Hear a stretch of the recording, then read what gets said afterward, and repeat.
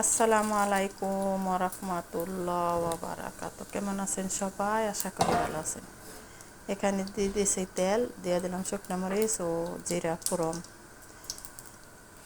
এখন দেব আমি পেঁয়াজ বাটা, রসুন, কাঁচামরিচ, সরষে বাটা। আমি আজকে বড় কড়াই নিয়েছি।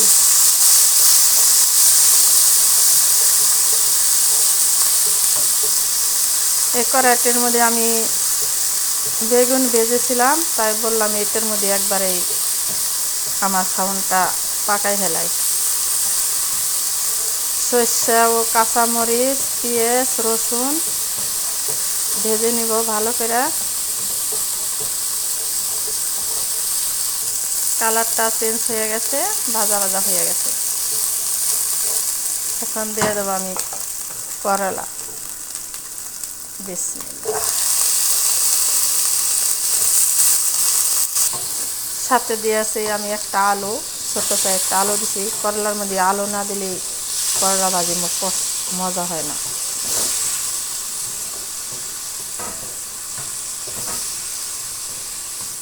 এখন আমি দিয়ে দিব পেঁয়াজ। পেঁয়াজ আমি এরকম বড় বড় করে কেটে নিয়েছি, পেঁয়াজের পাতা সর্ষে দিয়ে দিলাম। এখন দিয়ে দেব স্বাদ মতো লবণ, সামান্য পরিমাণ হলুদের গুঁড়া কালারের জন্য।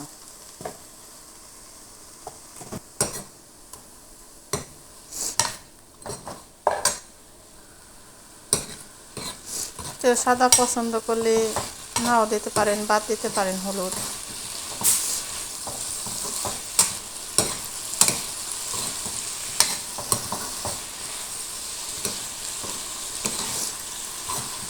হলুদটা দিয়ে কালারের জন্য।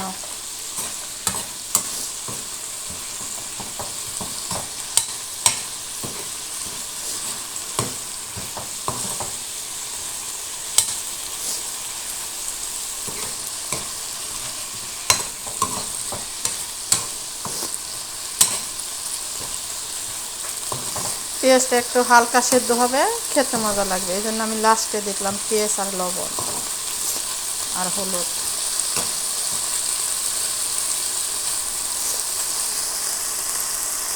আবার কেউ বলতে পারেন হলুদের গন্ধ হবে না, না একটুও গন্ধ হবে না হলুদের।